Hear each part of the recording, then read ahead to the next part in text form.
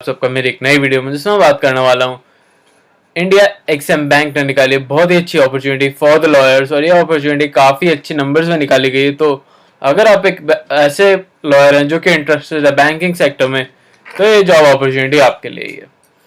इस अपॉर्चुनिटी में काफ़ी अच्छा एक्सपीरियंस मिल सकता है आपको और काफ़ी अच्छा पे स्केल भी मिलेगा।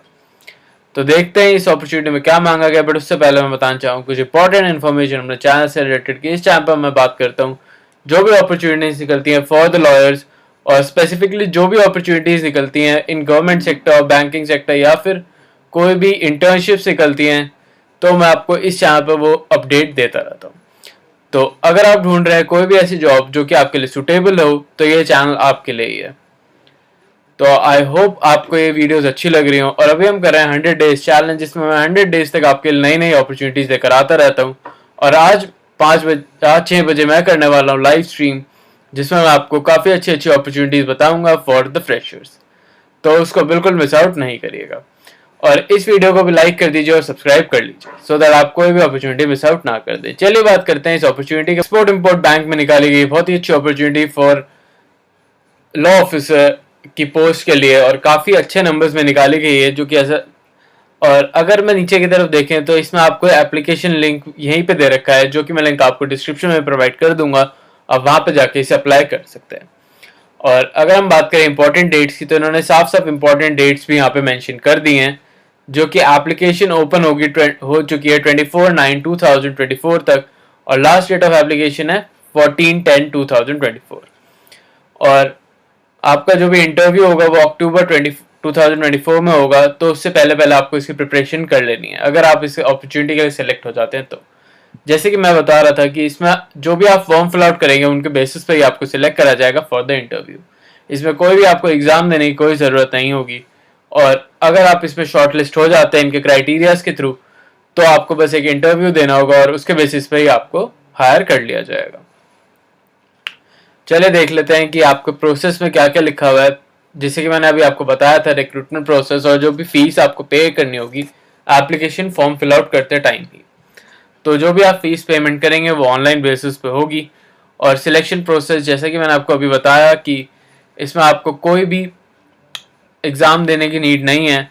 बैंक अपनी तरफ से एक मैन पावर रिक्वायरमेंट के लिए एक कमेटी बनाएगा जो आपको सिलेक्ट करेंगी, शॉर्टलिस्ट करेंगी फॉर दिस, और इंटरव्यू के लिए आपको बुलाया जाएगा। और इंटरव्यू के लिए आपको टेक्स्ट मैसेज या फिर लेटर के थ्रू बुलाया जा सकता है, तो इस बात का ध्यान जरूर रखिएगा। और कैंडिडेट जो शॉर्टलिस्ट होंगे फॉर द इंटरव्यू उनका रेशियो होगा 1/10। तो इन बातों का ध्यान जरूर रखिएगा कि काफ़ी स्ट्रिक्ट मार्किंग होने वाली है इसमें। तो आप अगर इसके लिए एलिजिबल हैं तभी आप इसका एप्लीकेशन फॉर्म फिल आउट करिएगा। और अब देख लेते हैं कि आगे चलते हुए कि क्या क्या चीज़ें हैं। तो इसमें इन्होंने ये भी लिख रखा है कि जो भी आप एप्लीकेशन फॉर्म फिल आउट करेंगे उनको कोई भी पेमेंट नहीं करी जाएगी फॉर ट्रैवलिंग पर्पसेस के लिए। तो इस बात का ध्यान जरूर रखिएगा और एलिजिबल कैंडिडेट ही इसे फिल आउट करें सो दैट आप अदरवाइज आपकी जो भी अपॉर्चुनिटीज़ है आप उसको मिस आउट कर देंगे। जैसे कि आप देख सकते हैं इन्होंने काफ़ी अदर सेक्शंस में भी, अदर डिपार्टमेंट में भी अपनी जॉब अपॉर्चुनिटीज निकाली हैं। तो आप अगर किसी को जानते हैं जो इन अपॉर्चुनिटीज़ को भरना चाहता हो तो आप उसे भी रिकमेंड कर सकते हैं। बट इस चैनल पर हम स्पेशली लॉयर्स के बारे में बात करते हैं। तो चलिए जल्दी से चल लेते हैं नीचे की तरफ। और लॉयर्स का नंबर है 13। लॉ ऑफिसर की जो भी अपॉर्चुनिटीज़ है उसमें 8 पोस्ट निकाली गई हैं, जिसमें अनरिजर्व कैटेगरी के लिए 5, ओबीसी के लिए 2 और एससी के लिए 1 अपॉर्चुनिटी निकाली गई है। और आपकी पोस्टिंग होगी मुंबई में। इन्होंने स्पेसिफिकली जो भी एज लिमिट रखी है, तो एज लिमिट आपकी रखी गई है मैक्सिमम 30 ईयर्स। अगर आपकी एज लिमिट 30 ईयर्स से ज़्यादा है तो आप इस अपॉर्चुनिटी के लिए एलिजिबल नहीं होते हैं। और अब देख लेते हैं कि आपको इसमें क्या क्या आपकी एजुकेशन क्वालिफिकेशन क्या मांगी गई है। तो आपके एजुकेशन क्वालिफिकेशन में इन्होंने साफ साफ लिख रखा है जो भी पर्सन होगा उसे BA LLB LLB करी होनी चाहिए by the bar council of India, और उसकी जो भी यूनिवर्सिटी होनी चाहिए वो रिकॉग्नाइज होनी चाहिए। साथ ही साथ उसके पास मिनिमम 50% ऑफ मार्क्स होने चाहिए इन ग्रेजुएशन। अगर आपके पास 50% ऑफ मार्क्स नहीं है तो आपकी एप्लीकेशन इमीडिएटली रिजेक्ट कर दी जाएगी। और अगर हम एक्सपीरियंस की बात करें तो यहाँ पे इन्होंने साफ साफ लिख रखा है कि जो भी कैंडिडेट होगा उसे ऑफ 2 years क्वालिफिकेशन एक्सपीरियंस के साथ और जैसे कि आपका एक्सपीरियंस मांगा गया है in financial institutions, private foreign banks में, सेंट्रल और स्टेट गवर्नमेंट के साथ आपने कोई काम कर रखा हो, पब्लिक सेक्टर अंडरटेकिंग में या लॉ फर्म्स में या फिर बार काउंसिल में या फिर आपने जुडिशियल सर्विसेज में कोई भी काम कर रखा है, तो आप इनके लिए प्रेफरेबल कैंडिडेट बन जाते हैं। की रिस्पॉन्सिबिलिटीज देख लेते हैं। की रिस्पॉन्सिबिलिटीज आपकी क्या क्या होंगी। तो आपको ड्राफ्टिंग करनी होगी, असिस्ट करना होगा, फैसिलिटेट करना होगा लीगल ऑडिट्स को, लोन्स को, डॉक्यूमेंट्स को प्रोसेस करना होगा,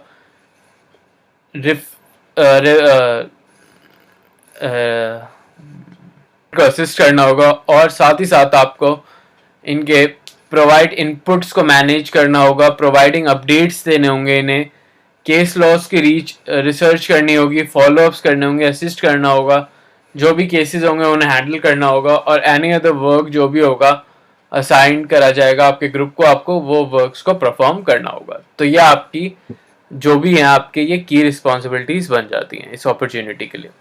अब देख लेते हैं इन्होंने नीचे क्या चीज़ें लिखी गई हैं। तो जैसे कि मैंने आपको पहले भी बताया था कि आपकी जो यूनिवर्सिटी होनी चाहिए वो रिकग्नाइज यूनिवर्सिटी होना ज़रूरी है फॉर दिस अपॉर्चुनिटी, और साथ ही साथ जो भी आपको स्किल्स और रिक्वायरमेंट्स दी गई हैं वो भी आपको पूरी करनी होगी।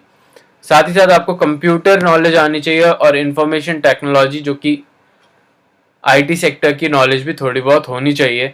अगर आपको बेसिक कंप्यूटर नॉलेज भी है तो भी आप इस अपॉर्चुनिटी के लिए फिल आउट कर सकते हैं। जैसे कि यहाँ पे आप देख सकते हैं उन्होंने साफ साफ लिख रखा है जो भी रेम्यूनरेशन होगी विल बी पेमेंट, जो भी स्ट्रक्चर होगा वो कॉन्ट्रैक्चुअल स्ट्रक्चर होगा और कोई भी फिक्स और वेरिएबल कंपोनेंट्स नहीं होंगे उसमें। और साथ ही साथ आपकी जो भी कॉन्ट्रैक्चुअल बेस की जॉब होगी है उसको 3 ईयर्स तक एक्सटेंड करा जा सकता है पीरियड को, अगर आपका जो भी वर्क प्रोसेस है वो काफ़ी अच्छा लगे इन्हें तब। तो इन बातों का ध्यान ज़रूर रखिएगा। और आपका जो भी इंटरव्यू कंडक्ट कराया जाएगा वो शॉर्टलिस्ट कैंडिडेट्स का ही होगा और उनकी डेट और टाइम आपको इन्फॉर्म करा जाएगा आफ्टर सम टाइम। और इनकी वेबसाइट पे भी आपको इन्फॉर्म करा जा सकता है, तो आप इनकी वेबसाइट को भी चेक कर लीजिएगा टाइम टू टाइम बेसिस पे। अगर मैं बात करूँ इनकी फीस पेमेंट की, तो आपकी फ़ीस पेमेंट होगी 600 रुपीज़, जो कि नॉन रिफंडेबल पेमेंट है, और जनरल ओबीसीज के लिए होगी 100 रुपीज़ और फीमेल कैंडिडेट्स के लिए होगी। तो इन बातों का ध्यान जरूर रखिएगा कि अगर आप ये फिल आउट कर रहे हैं तो फीस आपको पहले ही पेमेंट करनी होगी। अगर आप एक बार फीस पेमेंट कर देते हैं तो वो रिफंडेबल नहीं होगी। In case of application the founded no eligible for the set post.